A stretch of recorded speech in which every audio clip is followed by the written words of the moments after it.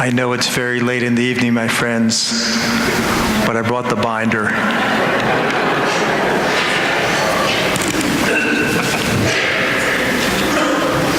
I was at Groff's at the beginning of December getting some stuff.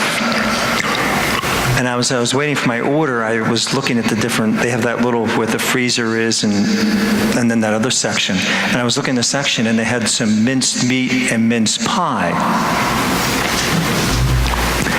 And I'm thinking to myself, wow, I don't know what that is. You hear of it. And I've had one person, but my dad said he wanted some mince pie, but we've never had it growing up. And one person in all the masses so far told me that they're going home to have mince pie. But apparently it has, the original part of it had 12 ingredients, or 13. 12 for the apostles and then 1 for Jesus. But I looked it up. I Googled mince pie to see what it was, what's involved with it.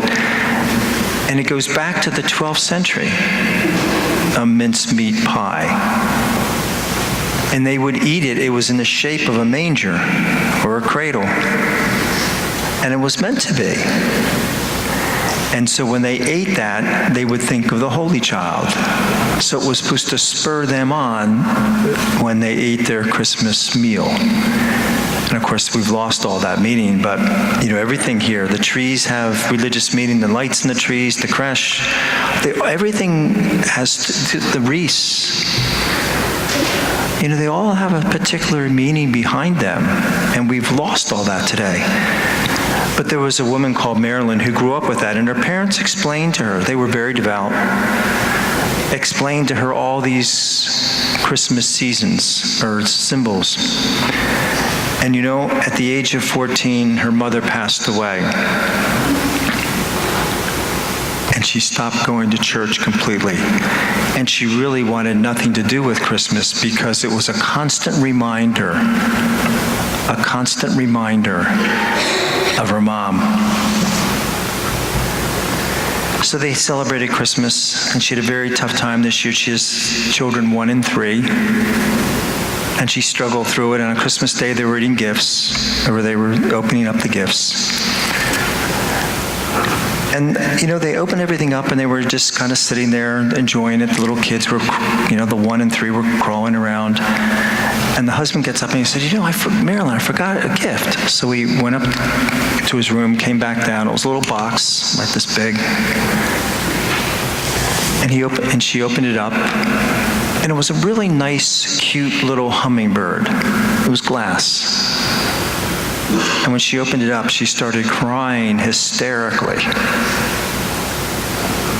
And he's thinking, Marilyn, I gave you a toaster and something else. And he said, I needed to kind of supplement that with something nice.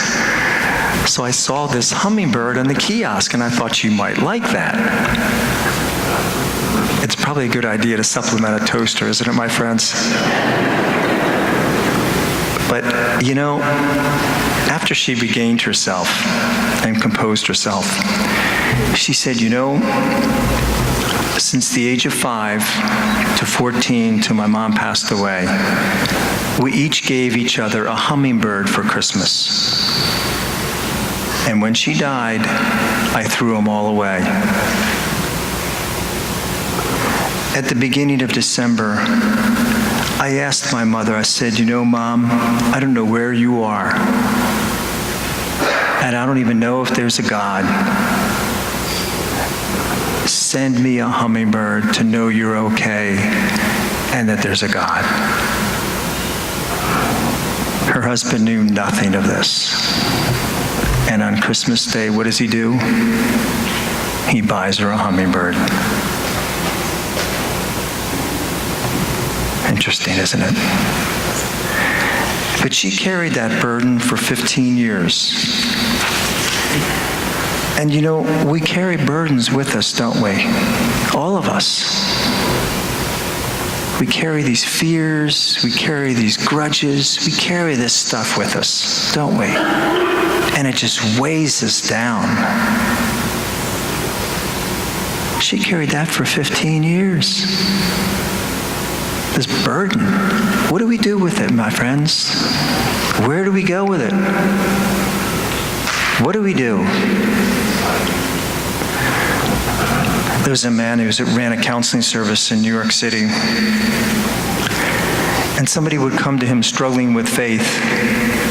And a few blocks down, he'd walk to them on Fifth Avenue to the RCA building. Do you know what's in the front of the RCA building? You guys know? What's that? Very good, yeah. Julie, you're not allowed to answer. She heard from the other mass.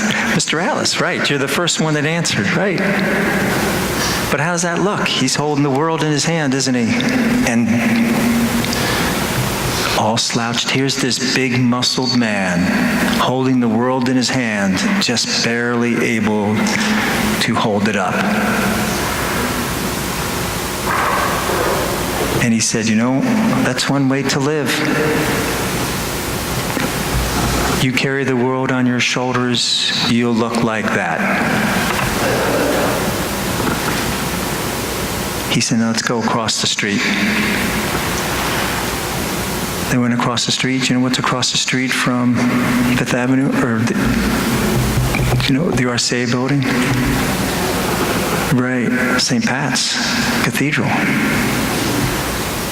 And if you go to the back of that St. Pat's Cathedral, the very, very back, you'll see a little boy. It's obvious Jesus, this child Jesus. He's 8 or 9 probably in the picture. And what's he have in his hand? He's got the world in his hand. But he's standing straight up. He's standing straight up. And he said, I always say to the people that I'm counseling, he said, we have a choice. We can carry all this stuff with us and have us weigh it down. He said, and many people do in today's world. They reject the church, they reject religion. You know it, you hear it all the time, a lot more than I do. I don't need that. No, they don't. Or he said, you can live like that and have someone else carry those with you and for you. He said, that choice is yours. And that choice is ours, isn't it? That choice is ours.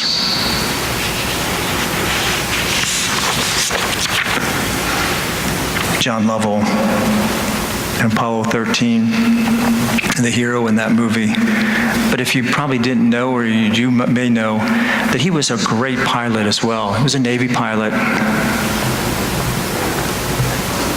And he was in the early portions of night flying off a carrier. This would be in the late 50s, early 60s. So they were just starting to do that, and they were tested with. So they take their best trained pilots and have them flying off these carriers. So he's flying one night, and his radio got jammed. He started going inland, and he started seeing land to Japan. He's thinking to himself, this isn't right. And then he realized that the signal that he was picking up was from Japan, and they had decoded what was going on. So he didn't pick up any of the carrier signals, but it was all Japan. So he was going in the wrong direction. So he shut off his radar. And not sure where he was at this point, he said to himself, Lord, show me the way. Show me the way. And then he pulled out, apparently there's a map that you can pull out and light up in a cockpit of a plane. And so he prayed that, and he pulled his map out, and the light went on. And as soon as the light went on, it blew a fuse, and everything went dark in his cockpit. All the instruments went off. So now he's flying in complete darkness. And he's thinking to himself, I just prayed that little prayer, and the lights go out. He said, that's not what I was expecting to hear.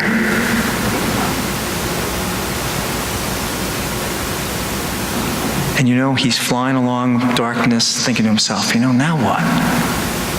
I don't even know where I am. I can't read anything on my instruments. I don't know how high or low I am. It's a true story. You can read about it. And he looks down, and on the ground, on the sea itself, is this algae. In that place of the world, when this algae is stirred up and it's complete darkness, it glows. It glows. And here he is, he looks down, and he would not have been able to see that. If there was any instruments in his cockpit, the light would have distracted him, and he wouldn't have been able to see that algae. But since it was complete dark, he saw that algae, and he knew that the carrier with the propellers was stirring this algae up. So all he did was follow the algae, and it led him right to his carrier. As he said, it led him home.